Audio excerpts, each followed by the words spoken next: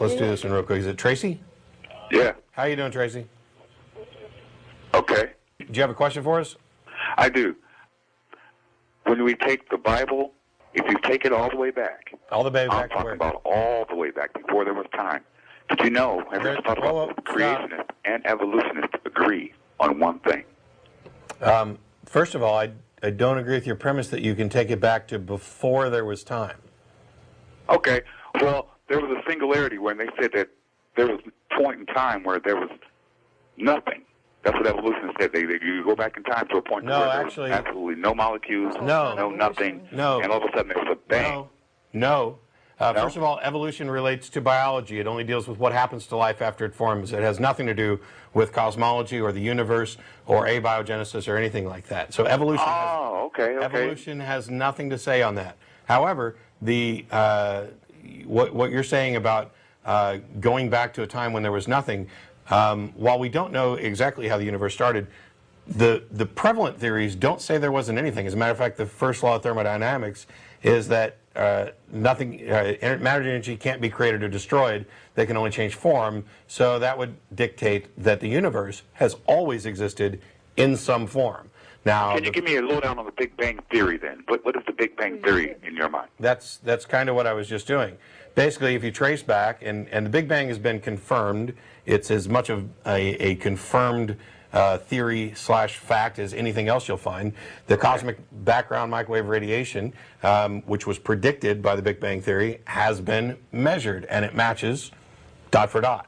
But 14.5 billion years ago or so, the math, we can't get back past the Planck time, which is a very tiny unit of time between the actual moment of the explosion, of the singularity, or the beginning of the expansion of the singularity. So we can't trace back any farther than that. So anything further back is speculation right now. I got you. I see your point. Okay. Now, physicists, and Tracy pointed this out the other day, physicists will often say that time began with the Big Bang. Yes, that's what they're talking about. That's the way I understood it from my school. Yeah. What they're talking about is that time, in the sense of how the way Hawking says it is that because we can't talk about anything prior to the point of expansion, he says you might as well cut those things out of the theory. He's not saying that time didn't exist. He's saying there's really no point talking about it prior to the formation of the current incarnation of the universe. So time it's not that he's saying it didn't exist. He's simply saying it's not important until this universe forms. Because at that point, we have something we can measure. Prior to that, we have nothing we can measure, and so we can't really talk about it. And so let's just say, for the sake of the theory, time starts with our universe. So it's not that he's saying that it actually started with the universe. He's simply saying that's when it becomes relevant to us. However, since we don't actually know or even have a good theory understanding of the beginning of the current state of our universe, and now that we've cleared up the definitions, what was the actual comment or point that you were going to make? My point is simply this, and I'm sure you've heard it all before. It just seems to me, an intelligent species such as ourselves, it just seems to me, man, that we had to come from some sort of intelligence, that's all. Why? It just seems that some type of a designer or some type of a design said, Big Bang, bang, be there. Because I kind of believe in the Big Bang Theory. I just think that it had a cause. Not just something random and not just a molecule. Something caused that damn thing to go bang. And creation started, evolution started, all at the same time. That's all I'm thinking. So you basically said two different things that are unrelated, and I want to make sure that we kind of hit both of them real quick. One you said is that you don't think intelligent people could have come from anything other than an intelligent designer. Yeah. I don't know why that is, but before we actually get to that, I think the other one may be quicker to address. All right. And that is that you believe in the Big Bang, but you think that there must have been some intelligent cause for it. Why do you think it's justifiable to posit a supernatural, transcendent cause, rather than just accepting that it could have happened by a natural cause. Yeah, what's natural though, man?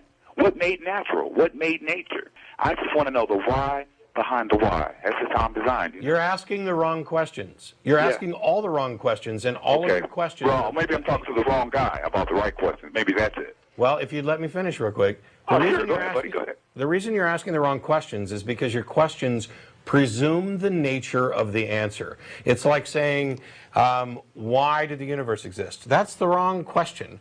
The question is, the universe exists. What is the explanation? By asking what the explanation is, that leaves open any possibility. And it could be that the explanation is some God type thing created it. Or it could be that it occurred by natural processes that we don't have an understanding of. But when you say why, you imply purpose and design. I sure do. I sure do, man. Yeah, well, you're right.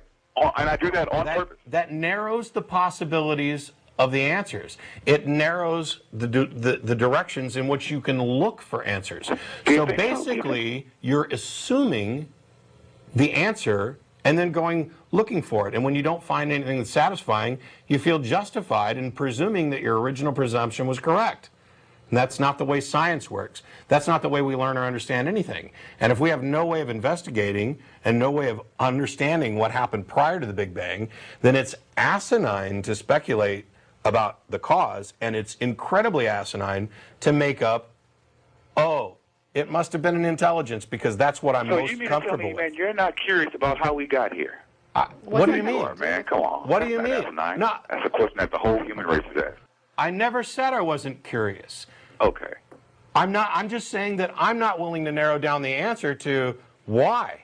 All right, I'll put you on that. I'm open to any answer. Oh God, your mind is at least partially closed because you are narrowing the possible answers to only those that you're most comfortable with.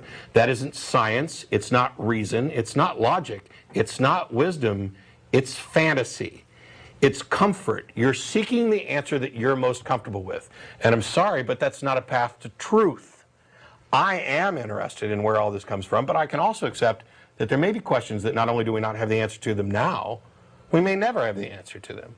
So let's instead focus on answering the questions that we can ask, continue to seek out the explanations as best we can, and not narrow the focus of our examination in such a way that we're making appeals to the supernatural. That's just not the way to go about it. I see your point. Man, I see your point, sort of. I really do. About 50% of it, I see. But I do keep my open mind. I keep an open mind. So. Okay. I got no problem with that. I mean, you're right on one level in that we're all interested in the answers to these questions. And I can certainly understand why people would feel more comfortable personalizing something or anthropomorphizing something so that, I mean, it's nice to think that there may be some intelligence out there that's guiding everything or that cares, but there's no evidence to support that that's possible or the guiding and the caring thing. I do think that somehow or another, some type of intelligent design created it. Okay, and what created that intelligence? And see, there you go. And that's the same thing. You're right. You can go backwards and backwards and backwards. So I don't know, man. Because you just did one of the most beautiful, honest things ever, and that was you said the words, I don't know. Okay. And that's it. I mean, that doesn't mean you stop looking. You know when you stop looking is when you have an answer. And that's one of my biggest objections to religion, is because religion pretends to offer answers. All the answers. That stop investigation. There you go. Yeah. Can I just have a real quick thing? I just wrote to somebody this week, and I said, Matt taught me a magic trick, which I have used a couple times, and whenever I do it, people are just like, you're creeping me out because I don't know how you're doing that. People will say when it gets done, how did you do that? And I'll say, it was the psychic energy. It was magic. You know, it's magic. Well, I have yet to meet one person who is satisfied with that answer, who says to me, oh, okay, I guess it's magic. Well, no, people know that there's got to be a real explanation. Magic is not an explanation. And so when people say, and when people put forward God, really what they're saying is magic. It's just magic. We don't know how it was done. It was like this being that's just, that can do magic. Yeah, and it made the universe. I don't know. You're trying to answer a mystery with a mystery, and you get nowhere.